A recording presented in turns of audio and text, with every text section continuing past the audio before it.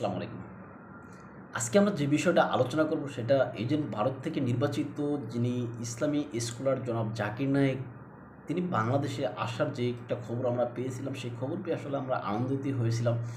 কিন্তু পরক্ষণে আমাদের সে আনন্দ আসলে গুঁড়ে বালি হয়েছিল। কেননা আমরা দেখতে পেলাম যে আমাদের ইন্টারিয়ামের যেই পক্ষ থেকে জানানো হয়েছে নিরাপত্তার কারণ দেখিয়ে ডক্টর জাকির নায়েককে বাংলাদেশে আসতে দেওয়া হবে না। এখন এই যে বাংলাদেশে তো আসলে এমন কোনো নিরাপত্তার ঝুঁকি বর্তমানে নেই যে একজন অতিথি তিনি বাংলাদেশে আসতে পারবেন না, বা তাকে আমাদের রাষ্ট্র আসলে যে তাকে যে নিরাপত্তা দিতে পারবে না, এটা আমার কাছে মনে হয় না। এটা আমাদের ইন্টোরিয়ামের আসলে যে কোনো চাল বা ভারতের রক্তচক্ষু উপেক্ষা করতে পারেনি ইন্টোরিয়াম, এটাই মনে হয়।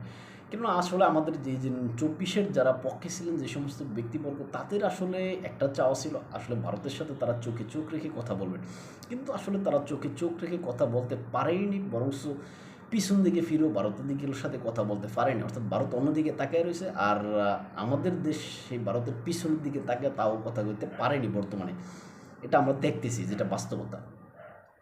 কেননা আপনারা জানেন যে আওয়ামী লীগ সরকারের সময় এই যে জাকির নায়েকের মালিকানাধীন যে পিস টিভি ছিল, সেটা যখন বন্ধ করা হয়েছে, তখন আমাদের দেশে সকল মানুষ কিন্তু শত্রু মিত্র দল মত নির্বিশেষে সবাই কিন্তু, অর্থাৎ সকল মুসলিমরা কিন্তু এটার বিরোধিতা করছে যে এই পিস টিভিটা কেন বন্ধ করা হয়েছে। আসলে তখন কিন্তু জাকির নায়েকের এই পিস টিভিটা সারা বিশ্বের বিভিন্ন দেশে বন্ধ করা হয়েছে, তারই অংশ হিসেবে বাংলাদেশেও কিন্তু ব্যান করা হয়েছিল। কিন্তু তারপর আমরা আমাদের তৎকালীন সরকারকে কিন্তু আসলে বিশ্বদগার করতে ছাড়েনি। সকল রাজনৈতিক দল দল বা ব্যক্তি বিশেষ সবাই কিন্তু এটার বিরোধিতা করছে। কিন্তু যখন ইন্টোরিয়াম হিসেবে ডক্টর মোহাম্মদ ইউনূস আসেন, ইউনূস তো আসলে একজন নেয়ামত হিসেবে বাংলাদেশে আসেন। কেননা ৫ই আগস্টের পরে যখন ডক্টর মোহাম্মদ ইউনূস দায়িত্ব নেন, তখন আমাদের যে মুসলিমদের ভিতরে বা আমাদের আলেম সমাজদের ভিতরে অনেকেই এইভাবে সরাসরি বলছেন যে ডক্টর মোহাম্মদ ইউনূস আমাদের জন্য আসলে নেয়ামত হিসেবে আসছেন, আমাদের জন্য রহমত হিসেবে আসছেন, আমাদের জন্য আসলে মানে ইত্যাদি ইত্যাদি, রহমত বরকত এই সমস্ত বিষয়গুলো তারা বলছেন যে এইভাবে আসছেন আমাদের জন্য। এখন সেই রহমত বরকত ইত্যাদি ইত্যাদি, তিনি থাকা অবস্থায় একজন মুসলিম ব্যক্তি, একজন মুসলিম স্কলার, তিনি বাংলাদেশে আসতে পারবেন, এটা আসলে আমাদের জন্য লজ্জাস্কর মনে হয়। এখন এই যে ডক্টর জাকির নায়েককে বাংলাদেশে আমাদের ইন্টোরিয়াম নিরাপত্তার কারণ দেখিয়ে আসতে দেয়নি, এটা আসলে খুবই লজ্জাস্কর, খুবই হতাশাজনক একটা অধ্যায় বলে আমি মনে করি। কেননা এতদিন পর্যন্ত ভারতের সাথে চোখে চোখ রেখে কথা বলার যে শপথ বাংলাদেশের মানুষ নিয়েছিল, আসলে এখন সব উল্টো চিত্র দেখা যাচ্ছে। কেননা আওয়ামী লীগ সরকারের সময়ও আসলে ভারতের সাথে এত নজ্জানো পররাষ্ট্রনীতি আমাদের ছিল বলে আমার মনে হয় না।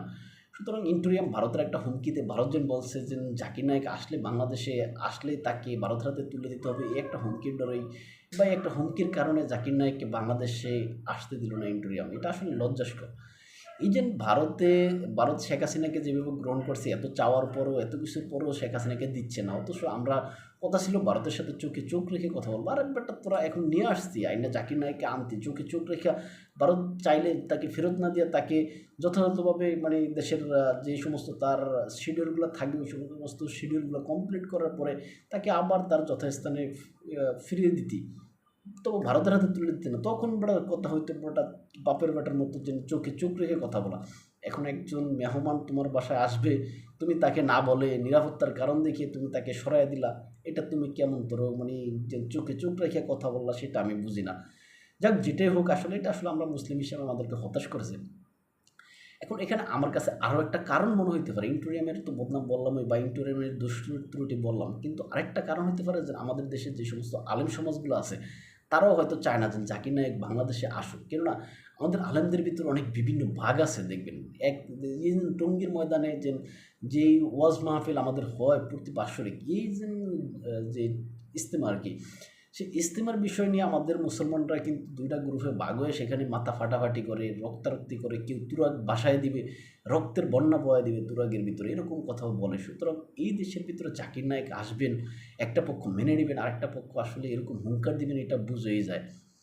আবার হয়তো আরেকটা পক্ষ চায় না যে জাকির নায়েক বাংলাদেশে আসুক, কারণ জাকির নায়েক বাংলাদেশে আসলে এই সমস্ত কাঠমোল্লা বা এই সমস্ত মৌলবী নামদারি যারা আছে, তাদের হয়তো খাবার বন্ধ হয়ে যাবে।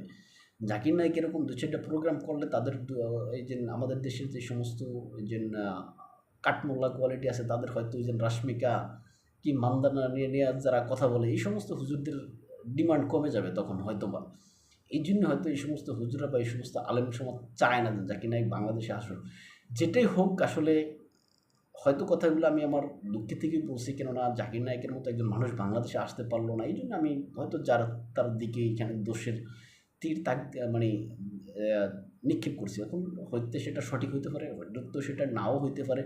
কিন্তু আসলে জাকির নায়েককে বাংলাদেশে আসতে দেওয়া উচিত ছিল বলে আমি মনে করি। আমাদের ইন্টোরিয়ামের এই কাজটা করা উচিত ছিল, জাকির নায়েককে বাংলাদেশে এনে মানে বিশ্বের দরবারে দেখিয়ে দেওয়া যে আসলে আমরা নতজানু পররাষ্ট্রনীতি মানি না। আমরা আমাদের মতো আমাদের যেটা চাই আমরা শিরদাঁড় উঁচু করে আমরা সেটাই করতে পারি।